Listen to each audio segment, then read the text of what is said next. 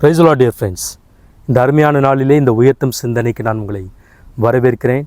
இந்த நாள் உங்களுக்கு ஆசீர்வாதமாக கர்த்தருடைய கிருபை பெருகின நாட்களாக இருப்பதாக, கர்த்தருடைய அளவில்லாத அன்பு தயவு உங்கள் மேலே இருப்பதாக. இந்த நாளில் நம்ம பார்க்க போகிற காரியம் என்னவென்றால், சுயநீதியின் மேல் நம்பிக்கை. Confidence on the self righteousness. சுயநீதி பாருங்கள், இன்றைக்கி நிறைய பேர் பார்த்திங்கன்னா அவர்கள் செய்கிற நற்கிரியைகளின் நிமித்தம் ஜெபம், உபவாசம், அவங்க சபைக்கு ரெகுலராக போகிறது, இதை வச்சு அவங்களுடைய சப்கான்ஷியஸில் என்ன திங்க் பண்ணுவாங்கன்னா, இதை பேஸ் பண்ணி அவங்க நீதிமான்களாக இருக்கிறாங்க அப்படின்னு நினச்சிருவாங்க. இதனால் என்ன ஆகுனா, அவர்களுக்குள்ளே ஒரு சின்ன அரகன்சி ஏற்பட்டு மற்றவங்களை அதை செய்யாதவங்கள அற்பமாக எண்ணுவார்கள். இப்படி நிறைய பேர் இருக்கக்கூடும். சரிங்களா? அதை குறித்து இயேசு அழகாக ஒரு உவமையை சொன்னார். லூக்கா 18வது அதிகாரம் 9வது வசனத்தில் ரொம்ப அழகாக இயேசு ஒரு காரியத்தை எக்ஸ்பிளைன் பண்ணியிருக்கிறார். என்னென்னா, அதில் சொல்லுகிறது, அன்றியும் தங்களை நீதிமான்கள் என்று நம்பி மற்றவர்களை அற்பமாக எண்ணினவர்களை குறித்து ஒரு உவமையை சொன்னார் அப்படின்னு சொல்லியிருக்குது. தன்னை நீதிமான் என்று நம்பி மற்றவர்களை அற்பமாக எண்ணினவர்கள் அந்த நாட்களில் கூட இருந்திருக்கிறாங்க. அவர்களை குறித்து இயேசு கிறிஸ்து அந்த இடத்துல விளக்குகிறார்.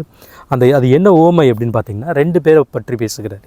ஒரு ஆயக்காரன், அதாவது ஒரு பாவியான ஒரு மனுஷன், இன்னொரு பரிசேயன், தன்னை பரிசுத்தவான் என்று நினைத்து கொண்டிருக்கிற மனுஷன். இந்த 2 பேரும் தேவாலயத்துக்கு ஜெபிக்க போனாங்களாம். முதல்ல ஜெபித்த இந்த பரிசேயன் என்ன சொல்லி ஜெபிக்கிறான்னா, நான் இதோ இங்கே நிற்கிறான இந்த ஆயக்காரன், இவனை மாதிரி நான் ஒரு பாவியான மனுஷன் கிடையாது ஆண்டவரே.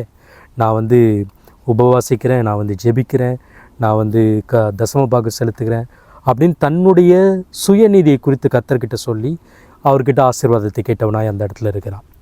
ஆனால் இந்த ஆயக்காரன், இந்த பாவியான மனுஷனை அவன் ஜெபிக்கும்போது எப்படி ஜெபித்தானா, தன் கண்களை வானத்துக்கும் ஏறெடுக்க துணியாமல் தன்னை அடித்து கொண்டு ஜெபித்தானா, நான் ஒரு பாவியான மனுஷன் என்று. பாருங்கள், கர்த்தர் அந்த இருதயத்தை பார்க்கிறார்.